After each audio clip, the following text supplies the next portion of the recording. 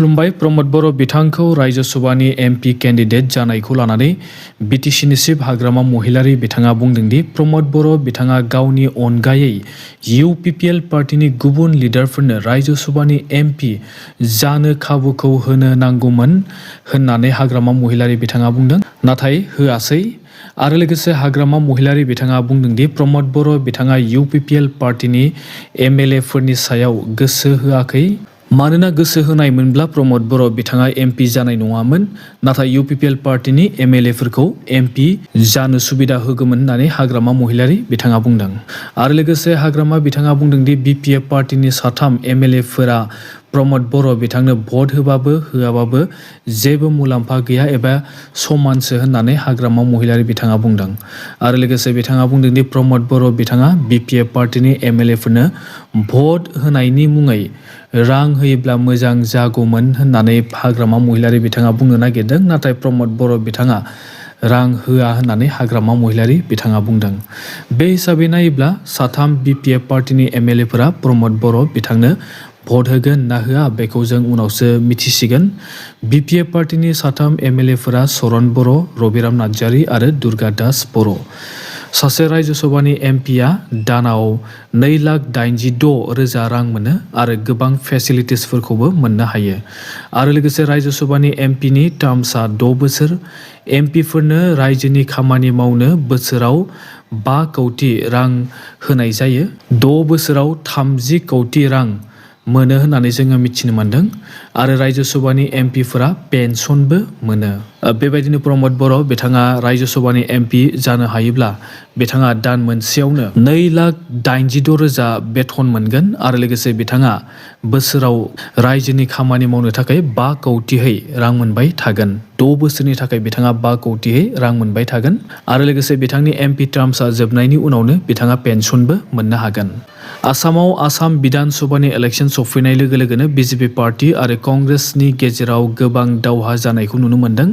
कंग्रेसनि लिडारफोरा BJP पार्टीआव जइन जागासिनो दङ। बेबायदिनो मैया मिथिनो मोननाय बायदिब्ला कंग्रेस पार्टीनि 3 एमएलएफोरा बिजेपि पार्टीआव आरोबाव जइन जाबाय।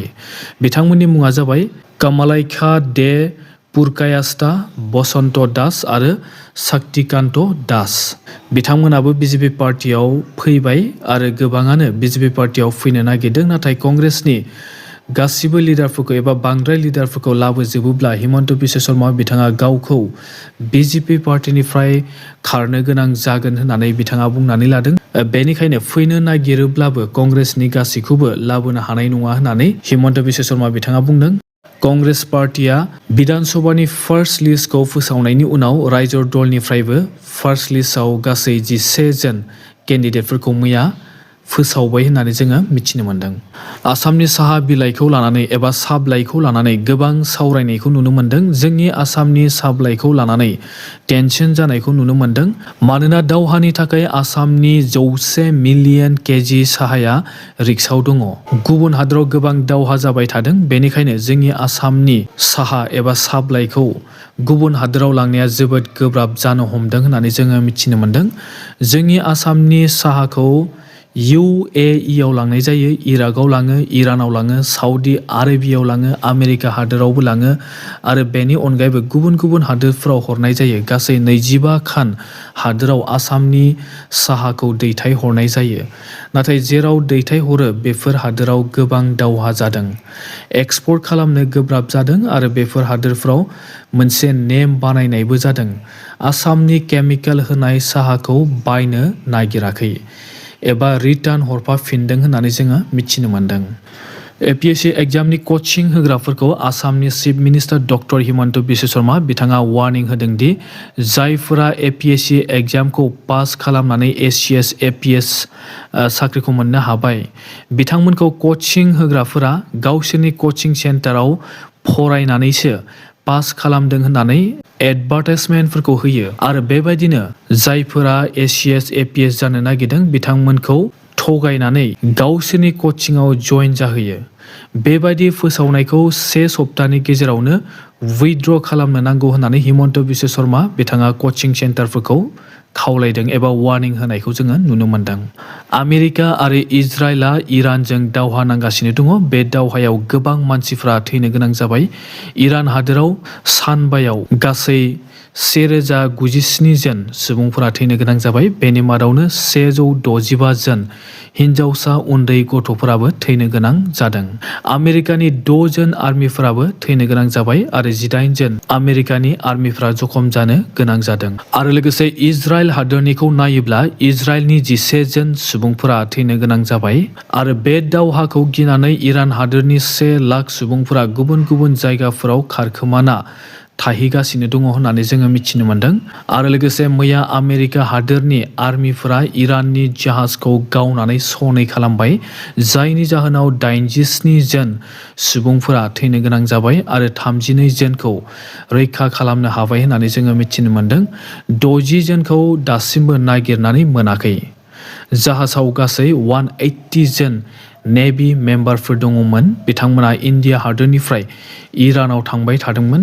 बे समावनो श्रीलंकायाव बिसोरखौ आमेरिका हादोरा गावहरदों, जायनि जाहोनाव जाहाजाव थानाय 87 जन सुबुंफोरा एबा नेभिफोरा थैनो गोनां जाबाय। जाहाजाव इरान हादोरनि नेभिफोर दङमोन। बे दावहाया जाबाय थायोब्ला इन्डिया हादोराव थाव लाबोनो उसुबिदा जानो हागौ होननानै जोङो मिथिनो मोन्दों, मानोना लामानि प्रब्लेम जानो हागौ। जोंनि इन्डिया हादोराव थावनि आंखाल जाथ'वा, मानोना दान मोननै सोलिनो हानाय केपासिटि थाव जोंनि इन्डिया हादोराव दङ। नाथाय बे दावहाया जाबाय थायोब्ला इन्डिया हादोराव थावफोरनि बेसेनखौ बारायनो हागौ होननानै जोङो मिथिनो मोन्दों। जोङो मिथिनो मोननाय बायदिब्ला रासिया हादोरा इराननो थाव हरगोन होननानै बुंदों। रासियानिफ्राय थाव लाबोयोब्ला लामाफोराव जेबो उसुबिदा जाया होननानै जोङो मिथिनो मोन्दों, मानोना रासिया हादोरनिफ्राय इजिप्टनि सुइस केनेल जानानै रेड सी आरो आराबियान सीथिं थावखौ इन्डिया हादोराव लाबोनो हायो होननानै जोङो मिथिनो मोन्दों। आरो लोगोसे मोनसे गिदिर आपडेट फैदों। लेबानन हादोरनि हिजबुल्लाह उदखारि आफाद आरो इरान हादोरा लोगो नांनानै मैया फार्स्ट टाइम इजराइल हादोरनि सहरफोरखौ मिसाइल गावहरदों एबा मिसाइलजों एटेक खालामहरदों। जेरुसालेमावबो गावहरदों होननानै जोङो मिथिनो मोन्दों। इरान हादोरा इजराइलखौ एटेक खालामब्लाबो फेजेननो हानाय नङा, मानोना इजराइलहा 90तासो निउक्लियार वेपन्सफोर दङ। इरान हादोरहा निउक्लियार वेपन्सफोर गैया। जोङो मिथिनो मोननाय बायदिब्ला इजराइल आरो आमेरिका हादोरा लोगो नांनानै इराननि 20 खानसो जाहाजफोरखौ गावख्रुबबाय। बे दावहाया आरोबाव बेसेबां सान थागोन बेखौ जों उनावसो मिथिनो मोनसिगोन, नाथाय दावहाया जागासिनो दङ। पाकिस्तान हादोराव थानाय बालुचिस्तान प्रभिन्स एबा स्टेटआव पाकिस्ताननि 7 जन पाकिस्ताननि आर्मिफोरखौ गलि गावनानै थैनायनि साजा होनाय जाबाय। बे साजाखौ बालक लिबारेशन आर्मी मुंनि गोदान हादोर नागिरग्रा आफादा होदों। जोंनि आसामाव जेरै बर'फोरा स्टेट नागिरदों, बेबायदिनो बालुचिस्ताननि बालक हारिनि मानसिफोरा बालुचिस्तान हादोर एबा कान्ट्रि नागिरदों। बालुचिस्तान लिबारेशन आर्मी आफादा गासै 17 जन पाकिस्ताननि आर्मिफोरखौ हमदोंमोन। बेनि मादावनो 10 जन आर्मिफोरखौ हगारना होनाय जाबाय, मानोना 10 जना बालक हारिनि मानसिमोन।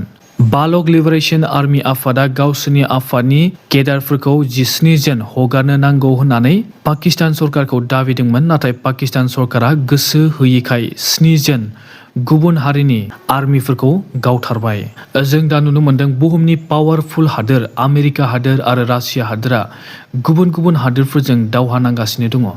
जेरै रासियाजों इउक्रेनजों दावहा जाबाय थादों। बे दावहाया 5 बोसोर जाबाय। रासिया आरो इउक्रेननि दावहाया 5 बोसोर जाबाय, नाथाय दिनैसिमबो जोबनानै थाङाखै। आरो लोगोसे आमेरिका हादोरा भेनेजुवेला हादोरावबो अपारेशन खालामगासिनो दङ। आरो लोगोसे आफगानिस्तान पाकिस्तानजोंबो बर्डारखौ लानानै दावहा जागासिनो दङ। बेबायदिनो गुबुन गुबुन हादोरफोराव दा गोबां दावहा जानायखौ जोङो नुनो मोनगासिनो दङ। आरो लोगोसे जोंनि इन्डिया हादोर आरो लोगोसे पाकिस्तान हादोरजोंबो दावहाया जाहां जाहां जाबाय थानायखौ जोङो मिथिनो मोन्दों। स' नोंथांमोना भिडिअखौ मोजां मोनबायब्ला मोनसे लाइक खालाम, शेयार खालाम आरो लोगोसे चेनेलाव गोदानबा चेनेलखौ साबस्क्राइब खालामनानै लानो दाबाव। दासिमनि रादाबा एसेनोसै। Thank you.